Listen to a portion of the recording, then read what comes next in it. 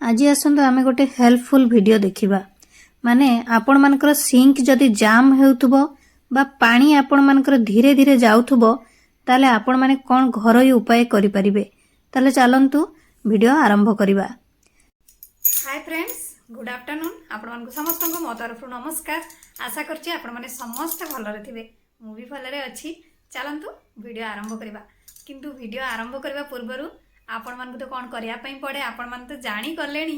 तथापि मु कहि दउछि आउ थरे, जदि आपण मान को भितरु केही जदि आज मो चैनल रे नुआ थांती ताले प्लीज प्रथम चैनल को सब्सक्राइब कर दियंतु। पाखरे थिबा बेल आइकन को क्लिक करंतु, जहा फले मो नुआ नुआ वीडियो रो नोटिफिकेशन आपण मान को पाखरे खूब शीघ्र पहुंची जिवो। आउ आपण माने मते टिके सपोर्ट करि परिबा आगु को जीवा पई। आउ एते पर्यंत जो माने मते सपोर्ट करी आछछन्ती समान को तमरो बहुत बहुत धन्यवाद। ताले चलंतु वीडियो आरंभ करिबा। आपण माने देखि पारुथबे एही सिंक रे टोटल पानी माने जोटा कि धीरे धीरे पास करूची, क्विकली हमरो ड्रेन रे पास करू नाही पानी।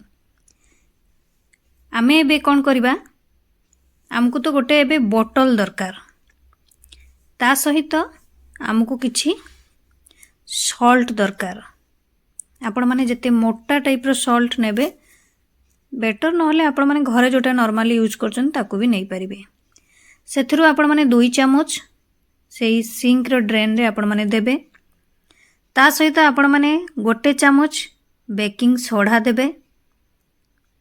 एबे आपण माने लिक्विड डिटर्जेंट रु किछि एथिरे देबे।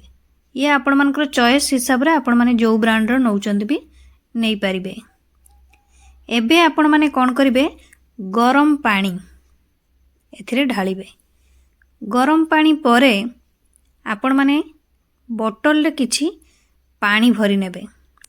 भरी आपण माने सही ड्रेन रे मुह रे देई बोतल टिकु जेते क्विकली आपण माने स्क्वीजिंग करिवे। एई टाइप रो देखि परथुवे वीडियो माध्यम रो एई टाइप रो करिवे। कले आपण मानकर कोन हबो ना, पूरा ड्रेन सफा हो जिवो। ता सहित आपणकर जो प्रॉब्लम थिला सिंक रे जाम होतला बा आपणकर धीरे धीरे पानी जाउथला, से सब प्रॉब्लम आपणकर सॉल्व हो जिवो। ता सहित आपणकर सिंक जदि बेड स्मेल करूथाय से भी दूर हो जिवो। ता सहित आपणकर सिंक तो पूरा पूरी फ्री हो जिवो और जाम हबनी। आपण माने देखि पारुथबे हमर पानी एबे आराम से बाहर को पास करूची। आशा करछि आपण मानकु वीडियोटी भल लागिथिबो। मु ताले रखुची, पुणी देखाबो नेक्स्ट वीडियो रे। किंतु आपण माने please like comment share subscribe करिया पे भूलिबेनी। मते ताले विदाई दियंतु।